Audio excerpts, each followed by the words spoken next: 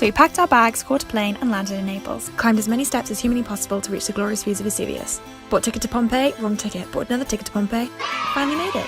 Ate more pizza, on to Rome. Saw the Colosseum, threw a coin. It was a stand by Roman history, found a water named after me. That's not a McDonald's. Quick change for the Vatican for the best view. Ate syrup from Tupperware, ate our veg, and more pizza. Next stop, Florence.